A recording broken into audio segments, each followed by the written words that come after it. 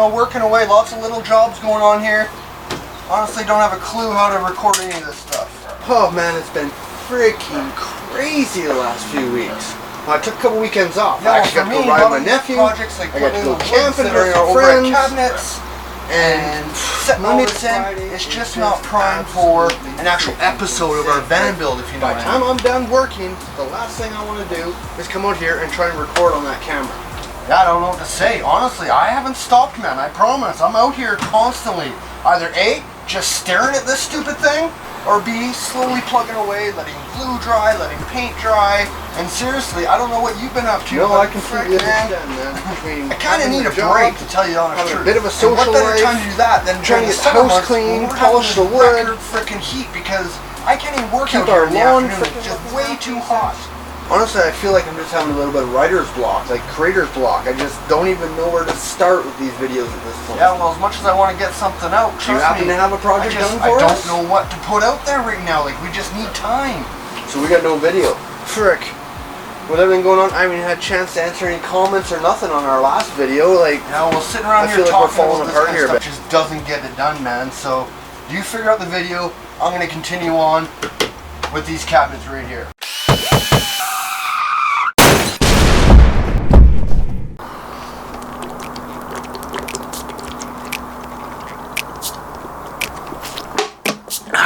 Welcome back, my van build peeps. How you doing? We're gonna leave that guy alone because he seems frickin' grouchy. I can hear what you're saying. What? What's that? No, dude, I can hear what you're saying, and that's not fair. I'm not grouchy. I'm just out here trying to get the jobs done one by one, and a lot of them are repetitive to what we've already done on video before.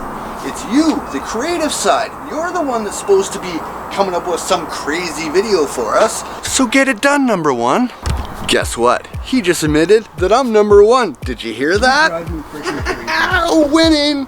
But I have come up with an idea. So what I did is I left a walkie-talkie inside that van. So what we're gonna do is take a seat in my comfy office chair, turn on some YouTube, and go through some of your guys' comments. Then I'm gonna use this walkie-talkie and we're gonna bug the heck out of Jeff. Sounds like fun, doesn't it? Hey Jeff, are you out there? Hey Jeff, you there? What the heck was that noise? What? Come pick up the walkie-talkie. What? Walkie-talkie? What is with that? You put a walkie-talkie out here? Yeah, you like that? Now I can ask you a bunch of questions while you're out there working, and we'll make a video out of this. Well, I guess that's what I get for leaving the ideas up to my creative side. The guy goes wasting van build budget money on freaking walkie-talkies. Come on, you'll love it. Come on, let's get started. Love it, eh? Yeah. Alright, I'm all for trying something new at least once, so throw it at me. What do you got? Here's the first one, and it comes from our viewer, Bruce Bondy. I'm using a solenoid ball valve. I only have to press a button from inside the van to open the drain. Okay, that's pretty freaking hilarious because I was just working on that exact job. So if you guys remember, when we did our gray tank on our last video, we had put in a manual shutoff valve like this to drain our tank. And we're gonna put a door in and all that kind of stuff. And thanks to your guys' comments, it was something I thought about before, but never actually did. And that is an electric solenoid valve for our drain of our tank, which means I was able to make the pipe shorter and I don't have to make a door here anymore to drain it off. And it was super easy to hook up. So it's just a 3-wire system, which I didn't really record, but basically it has a power to open the valve, has a power to close the valve, and it has a ground. So when we take the 3-way switch, we flip it one way and the valve opens up.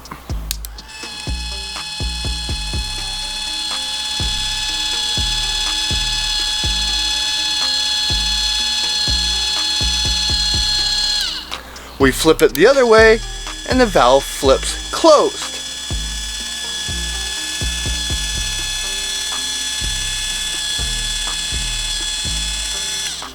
See? So then I'm able to bring this switch so it'll be up at the backsplash of our countertop. What do you think? Should we test it out? Let's grab some water.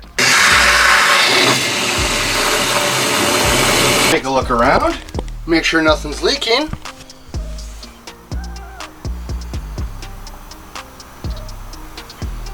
Which looks to be a win. And now, all I have to do, I flip this switch.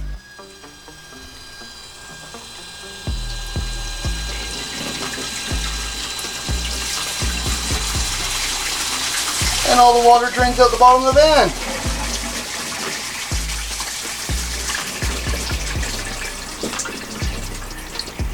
And once we're done, we close the valve and we're off to the next camping spot. So thank you to the viewers that made that comment, which forced me to go back and make that change, because we no longer need a manual valve nor that door we were gonna build in the side of the cabinet. All right, Jeff, that one's answered. What's next? Dude, you there? We still playing this game? I have to wait, bud. Elbow deep in a fish tank here.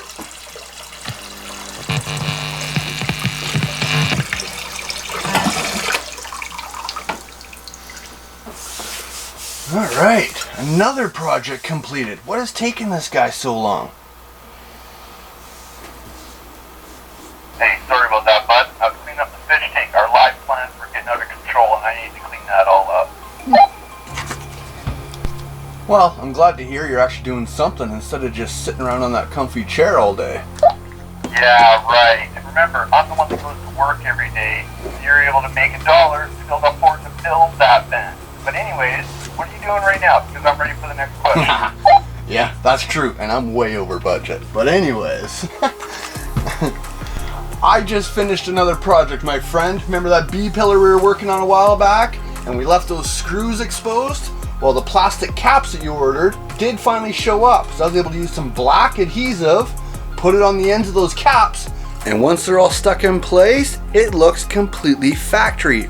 I'm so impressed with it. Awesome. Nice work, kid. So you ready for the next question then? Let's get it.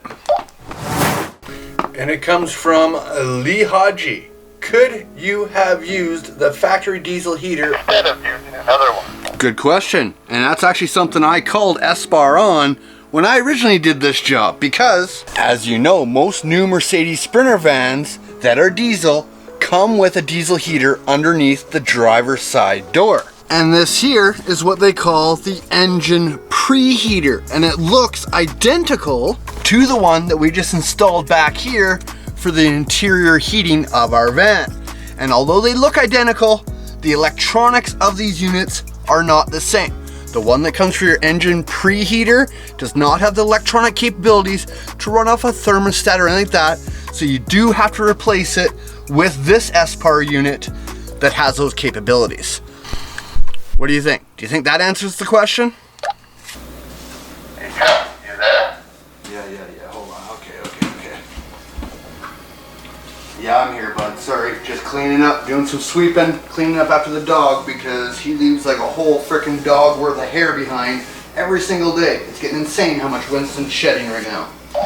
Alright, I'm gonna play with the next project. Let me know when you're ready. Now I'm gonna start working on the overhead cabinets to get those all finished up. But once you're done sweeping in there, maybe you can come out to Roamr, because I'm finding loads of dog hair inside here as well. And he hasn't even been inside this place. Sorry bro, the broom's been put away already. I'm now moved on to polishing our wood. Anyways, no, I'm not gonna record it. I'm just gonna give you a quick overview, because it really is repetitive to when we put all this HPL over top the facing of here where our fridge was, down to where our bathroom was, and like that. So as you remember, we did all our overhead cabinets with the aluminum framing and got the whole skeleton built in one of our previous videos. And now you'll see it when it's finished. It's all 1/2-inch plywood painted white on the back sides, as well as we put 1/2-inch plywood on the bottom, cut out of some of our 1/8-inch rubber that we've been using as our floor matting, so that nothing vibrates or slides around. And then we just used our high pressure laminate for the facing like we did before. The other thing we did is, if you remember, we made a mistake with where we put our crossbar for our overhead cabinet, which meant I needed to come up with a fix for it. So to hide that off, we actually took it, put up some of our tweed fabric like we did on the ceiling, and look how clean that ended up coming out. So now when you back up, it looks like we meant to do that. What? And to top it all off, we used some 1/8-inch plywood on the bottom side and painted it white. So now we can install our touch lights. So we now have lights on the bottom side of our overhead that'll shine down to our countertops. And those just got wired in between the framing and through the back hole that we had put inside that framing a long time ago, so that no wires will be exposed on either side. Pretty sweet, right? But I'm gonna say that was freaking time consuming as heck, because every little piece that we had to adhere onto our aluminum, some of these spots you could only put on one piece, clamp it together, and then you had to wait 24 hours before you could do the other side. So that took days and days and days to get that one completed. And if you want more information on how those overhead cabinets look that way now, just go back in our videos to where we built the walls on that, and it's the exact same steps, exact same procedure, just on the overhead cabinets. But comment below, let me know what you think of those. And I think now it's time for you to give me another question, Jeff. Bud, you are frickin' killing it. Nice work. But we have a serious problem because our computer is completely full. Like, it's frozen, it won't do nothing. I can't download any of our video, nothing. I think we need some more storage in our computer, which means I can't do any editing until Monday next week. You're freaking kidding me, right? I frickin' wish I was, man. This is as true as it gets. Dude, that is not good at all. It's been a couple weeks since our last video as it is. We need to get something out here. Like, oh my goodness. What are you doing right now?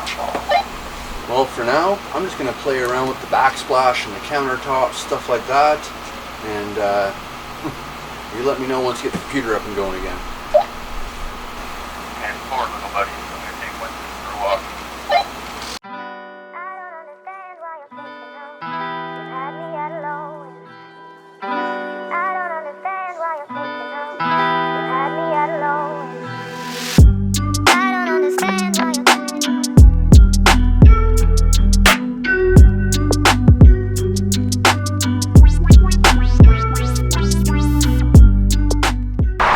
Hey Jeff, you still at the van? Yes, I am. Perfect, because I got another question that's on my phone, and I figure while we're killing time here, you might as well answer this one. So this comes from Cyclone Productions saying, love your build series. You're doing a really good job explaining everything, and your video editing is top notch. Thank you. I think I'll do a gray tank just like this in my van. Not sure if I'm ready to tackle that hydronic heater system though. Just wondering, what is the tent system you built around your van? I live in Minnesota and don't have a garage door tall enough to get into the van. Looks like a great idea. Yeah, sure, I can do that, no problem. But I want to let you know that our aluminum that's been backward for like 4 weeks just showed up. Oh, it finally showed up. Awesome. We now have another 6 12-foot long pieces that we can start building the back benches in the back of the van. But real quick, let's talk about our Shelter Logic shelter that we built that we call the redneck structure of the van build. So this is a 22-foot long by 10-foot tall garage in a box, as I like to call it. And it's now been up for 2 years and has done a fabulous job. Still holding strong, no leaks, nothing like that. And honestly, I'm not going to talk about it too much because we have a whole video all about us assembling that shelter, the idea going into how we're going to build that and put it in, and it's all back in our Sunday stories. I'll put a thumbnail to that video right there. That's the build of this. But if you haven't checked out our Sunday stories yet, maybe you want to go back and check it out. There's like a whole 50 episodes in there for you guys. And it starts off with just learning how to do the camera, the editing, getting used to talking to people on video, and works up to the whole process to where we got to the actual van build. And I don't know, if you're into a story, I'm telling you, there's stuff we're not even talking about, and it's getting freaking crazy. And you definitely want to hit that subscribe as well as that bell so you're notified as we keep going on this build and into the future of this life. But now I'm gonna get back inside Roamr, start chopping up the aluminum and building our rear bench area. Hey Jeff, you got that computer fixed yet? Oh, bud. As like everything with this project, this story just keeps getting deeper. Oh man, what's going on now? Well, I went and pulled the computer all apart, brought it downstairs, pulled the whole side casing off, took our new solid state drive, got it all assembled, put it in, and now that I've hooked the computer back up, it won't recognize that new solid state drive. And as much as I like to pretend that I can get by and I know just enough to be dangerous with it, this is way over my head. So I'm taking the whole computer into the shop because I cannot waste any more time. This has been like 5 days wasted trying to figure out this stupid computer. Oh man, are you kidding me? The life of a van builder trying to be a YouTuber, eh? You're the pro at neither of them, bud. Man, with that computer, let me tell you, this episode's getting frickin' expensive real fast. But what I want to show you here real quick is to do with the base framing of where our bench and all that stuff's gonna go. Now, I did talk in previous videos about how we mounted it down to the factory bolt holes down in the floors there, but on these long sections, I also did it underneath the fridge up here as well. Because this is so long between mount sections where we have those posts, what I've decided is I'm gonna mark out a hole at the front edge of that 6.5 foot long piece, and then use our oscillating tool to cut out a perfect square in which I can fit a post down into so that it has a support. It won't actually be bolted to the floor there, but it will be a support. So that post, we just took some rubber, put it on the bottom side of it, bolted it to the actual post itself, and then shoved it down inside.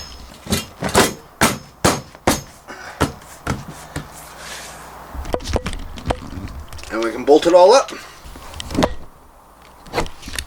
We just broke another lens on our camera as our camera fell over.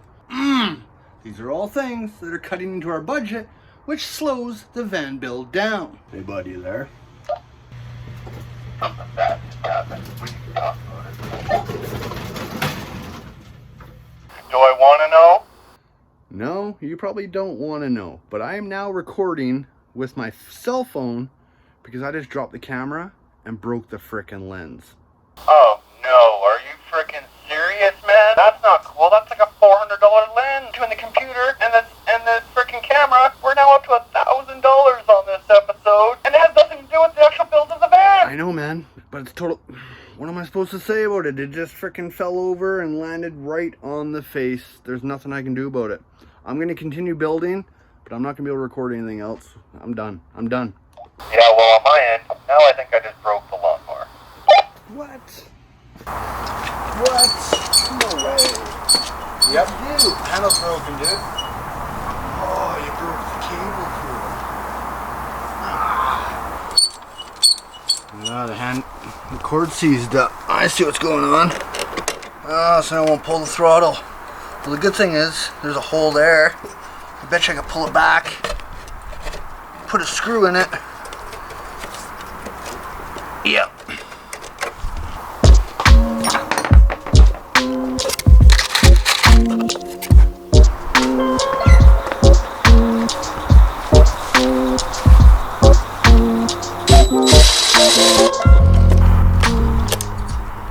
All right, give it a pull.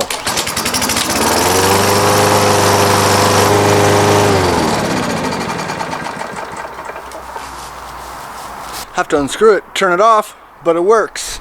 Hey Jeff, before we go, one more question for you. Yeah, sure, why not? It's getting late and I just want to finish up, but what's the question?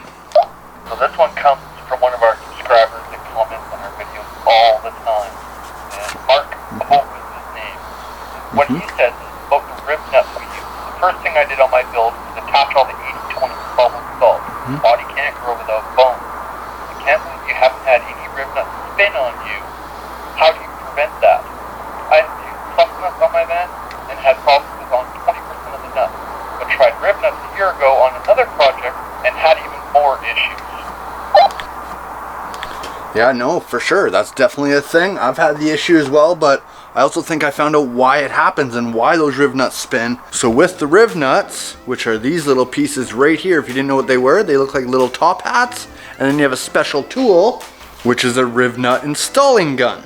Now I'll admit, I've had more problems with riv nut tools than I have the actual riv nuts, but I have had issues with the riv nuts as well. For the tools, the first one I bought was off Amazon. You guys would see the video way back when, and it was able to install one riv nut and the handle bent on it.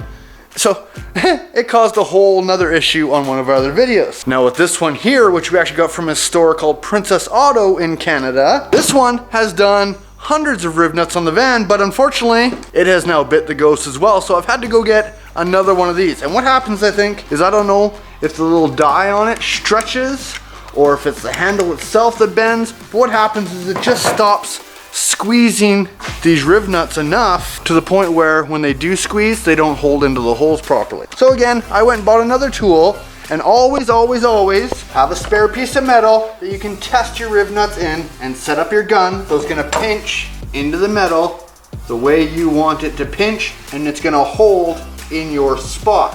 Next thing you want is a good drill bit. For the 1/4 riv nuts, we're using a 3/8 drill bit, which makes a perfect hole to fit those riv nuts in. Then we use a good primer on that to make sure we don't get any rust or corrosion between the aluminum and the steel that we're riveting into.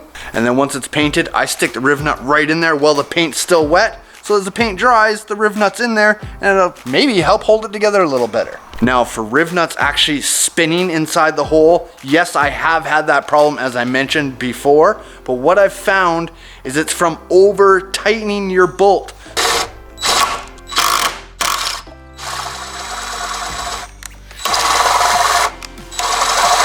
So you crank that bolt in there so tight that it actually ends up making that riv nut spin inside the hole that you made, and then it's hooped. It does not work anymore. You can't loosen it off because that little riv nut starts spinning inside that hole as you try and loosen it. So I find the best trick is just first off putting Loctite on your bolt and then putting that bolt in securely, but don't over tighten it. Since I've done that, I've had zero issues with any of my riv nuts. And I do hear the cross nuts are better, but I've just had a hard time locating them locally. And when you're using this many of these riv nuts, having a local source for those things has been very important for me.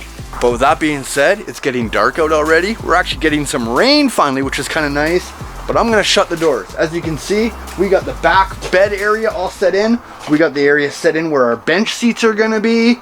And it is absolutely solid. And we'll talk all about that because I did record building all this stuff, but we're gonna go over that when we actually install our bed. And if you've been following along, you know what kind of bed that is as well. And let me tell you, the solution I came up with to mount this all together and make it secure in here like this, using this rubber, wait till you see what I actually came up with. A lot of thought went into it, and it's so simplistic it's almost funny, but it's freaking perfect. You guys aren't gonna wanna miss this. So, with that being said, thanks for tagging along. If you haven't subscribed yet, maybe hit that button. If you have subscribed, hit that like, maybe hit that bell, and myself, I am gonna see you on the next video. Perfect.